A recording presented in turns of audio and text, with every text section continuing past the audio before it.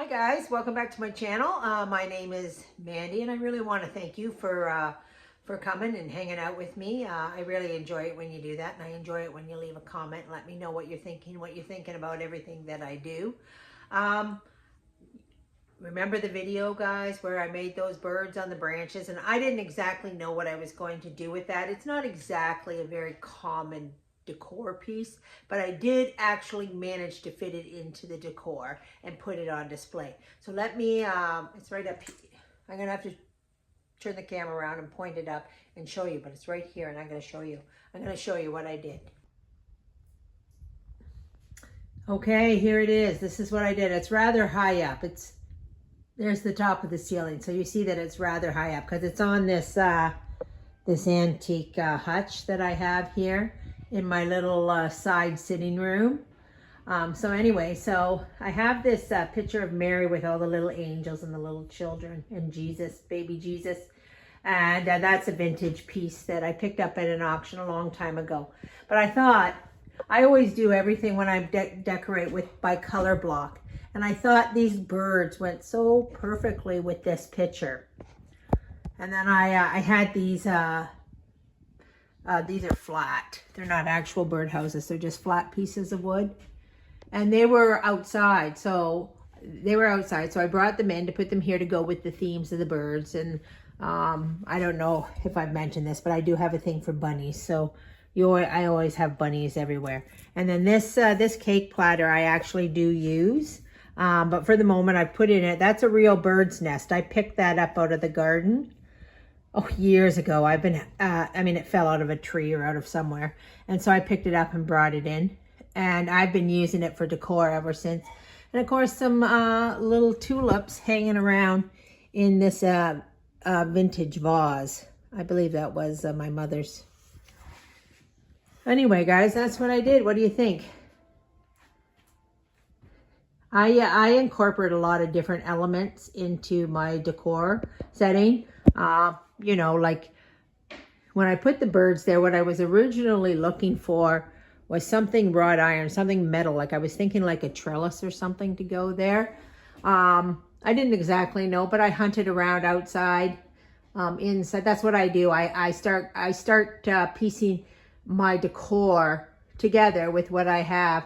I put that little bit of greenery up there only because it looks nice there, but on top of the picture, because the hook, you can see the hook from hanging the picture. So I just kind of hid that. But I do always try to incorporate a lot of nature. That's probably why I love those twigs. I do like to bring the nature inside. So there it is, guys. Tell me what you think of my styling. I'm going to take you over to the kitchen now. We're going to do some sesame seed dressing. Guys, I got my apron on and I'm ready to do a little magic in the kitchen. We're back here at the table, and remember when I went to Costco and we saw that roasted sesame seed sesame dressing?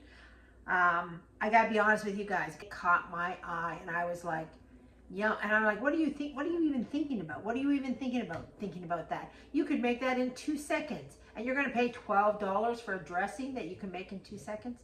No, not happening. So anyway, so obviously I didn't buy it then because it's a waste of money. When you have the basic ingredients at home, you can whip something together like that in 2 seconds.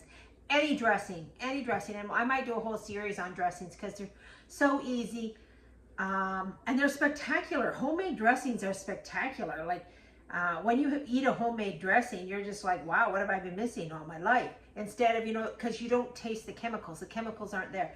I can barely choke down a store-bought dressing because all I taste are the chemicals. So let's do, a 2-minute dressing. And if I was serving supper, there's nothing to it. 2 seconds and you got a homemade dressing on the table with your basic ingredients that you have at home. Now granted, these ingredients for this dressing aren't at all very basic. In our house they're basic because we eat a lot of Oriental food, so I always have this stuff because we eat Oriental food. But maybe you don't have it, but maybe you would like to invest in it so you can have stuff where you can make stuff like this, okay?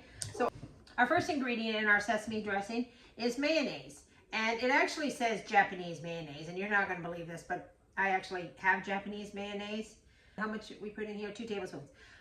Looks like I'm about tripling. It looks like I got about 6 tablespoons in here. I want to fill this little jar. So I'm making a little more dressing than just for one dinner. I'm making this so I can have it because I just love it. Okay, so that was just, I do have Japanese mayonnaise, but I only had a little bit, so I used that and then I put regular mayonnaise in it. If I didn't have Japanese mayonnaise, I would use regular mayonnaise. So put that in there. And okay, so it's 2 tablespoons of sesame seeds. Now, if you're a gourmet chef, you know, and you're taking serious this, I'm only gonna put 4 in there. That seems like a lot to me. 4 tablespoons of sesame seed. If you're a gourmet chef and you want these roasted, you can take them over to the oven or to a frying pan. You can roast them a little bit on there, and then you can take a mortar and pestle and you can grind it up so that the flavors of the sesame seed comes through. But a lot of times I skip those steps, mainly because, you know, I'm here serving a whole bunch of people. And, you know, I'm doing quick and easy. We're not doing 5-star chef stuff. And I find that the sesame seed, you know, maybe it's not 5-star chef quality, but it's in there and you can taste it and it tastes good. Okay, so we want 1 tablespoon or teaspoon of soy sauce. So, there's a teaspoon here. So here I got a little soy sauce. 1, 2, we're gonna do 3. There we go, because I'm doing triple this. 1½ teaspoons of sugar.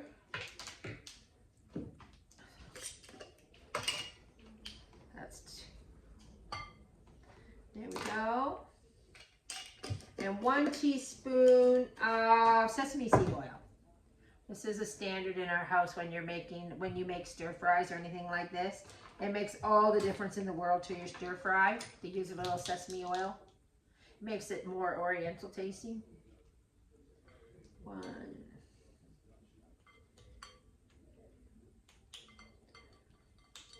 Okay. So there we go. We've got all our ingredients except for 1. And this is the ingredient I want to talk about today. It calls for rice wine vinegar. I don't have rice wine vinegar, and I very rarely have rice wine vinegar in the house. But I do have something else that's very vinegary. Kombucha. And this is my strawberry kombucha. Now guys, I got to talk about the kombucha for a minute because I've been messing around with this kombucha. Like, I mean messing around with it. As you saw in my video, that was just a standard recipe, a standard thing.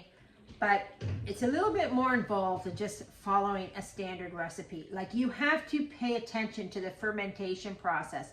And just because it says, you know, to ferment for 10 days, doesn't actually mean that it will take 10 days. Because everything depends on how warm your house is, how cold your house is, how fast the fermentation, how things grow. And like, it's not a standard A plus B equals C. You have to play with it and you have to get it so that it's just right.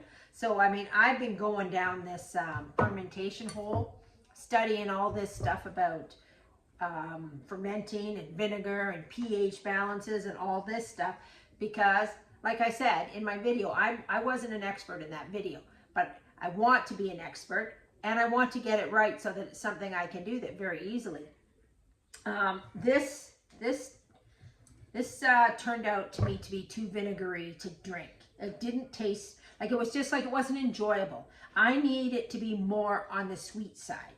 So I needed to stop the fermentation earlier than I did because the longer you ferment it, the more you ferment it, the more vinegary it gets. But, so I was doing some studying, I said, which I thought in my head too, this was actually, I thought, this tastes like a strawberry vinegar. It tastes great. Like for vinegar, and it just says that, you know, you can use this stuff on a salad, so it doesn't go to waste. And sure enough, I've used it in making a few salad dressings, and we're going to use it in this one instead of, so how much of this do we need? Tablespoon. Okay, so 3 of these. 1, 2, and 3. Here's the other thing, guys. The other day I was standing here and I was playing with this kombucha and I wasn't paying attention. It gets so gassy in there, like that it explodes like a bomb. And Holly and the kids were here and I'm over there and I wasn't paying attention because when you open them, I have to open them very quick, kind of burp them and put it back down, or it'll all shoot out like an explosion, you know, like baking soda and vinegar, or when you add baking soda and vinegar together and it just goes like a volcano. That's what that's like. And it went off like a bomb. I had kombucha bits all over the ceiling, all over, in my eyes, like it was incredible. Holly's yelling, "What are you doing over there?" And she said to me, "Are you done with this kombucha yet?" I'm like, "No, I'm not done. We're just getting started because I want to do this perfect." So we're just going to mix this together.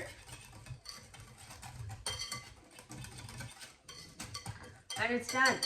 Okay, guys. 2-second job. And you're done. I can tell you with that sesame seed oil, all I smell is sesame seed. Like it is very powerful. Just that little bit of sesame seed in there.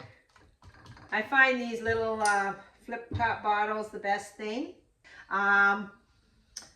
for keeping all your homemade stuff in it. I buy them at the dollar store, so it's nice and handy. If you go out, you can find a bunch of these, and then you can make your own vinegars and your own whatever, kombuchas, your own dressings, and keep them in the fridge, and you're good to go.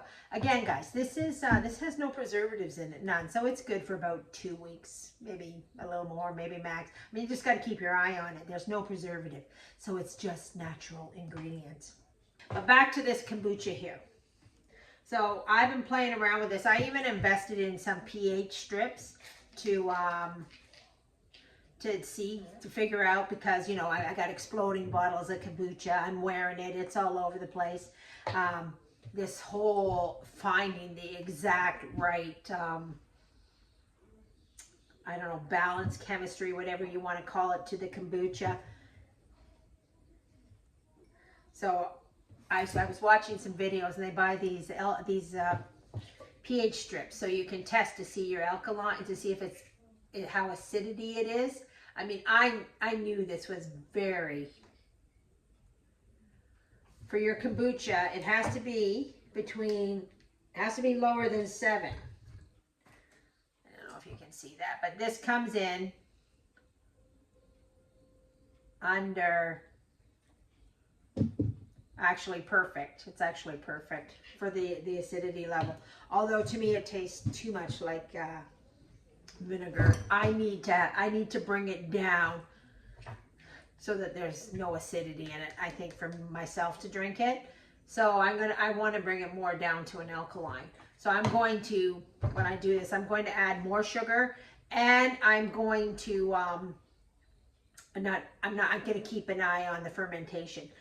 The only way to do this, from what I've been told, from all the videos that I've watched and from my experience, is you must keep tasting it.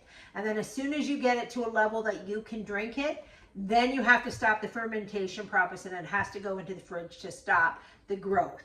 Now, you leave this stuff.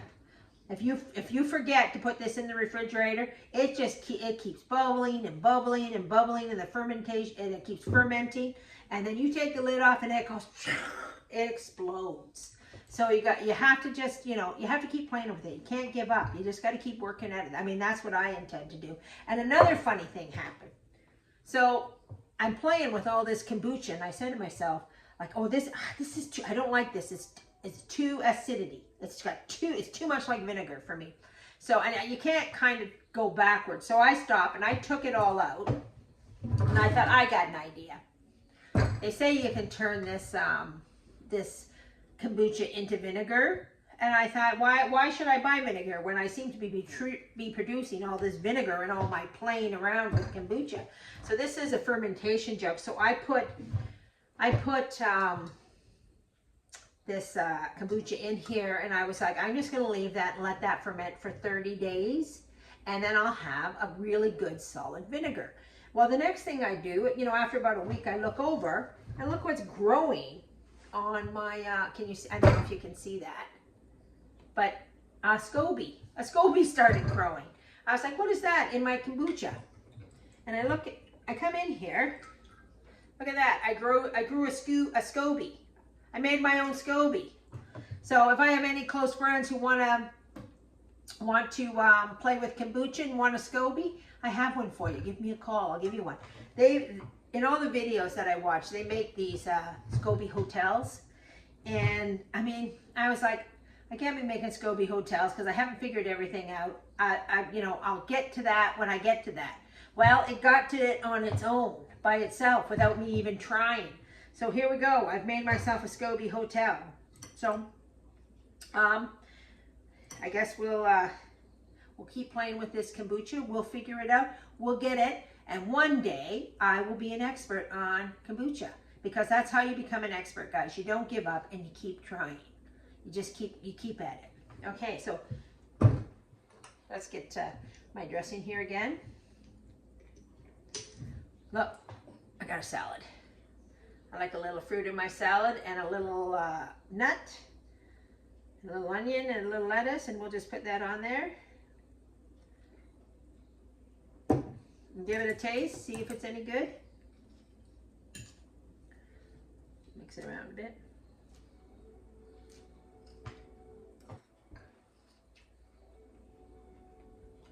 Perfect, guys. Absolutely perfect. And I'm going to tell you, that sesame is pretty powerful, even though I didn't roast those seeds. I just quickly threw them in there. It's because of the oil. It's because of the oil. So if you want to be a gourmet chef, like I said, you can go to that extra work, or you can just forget it and throw the sesame seeds in and be done with it and do a 2-second job quick before you serve your dinner.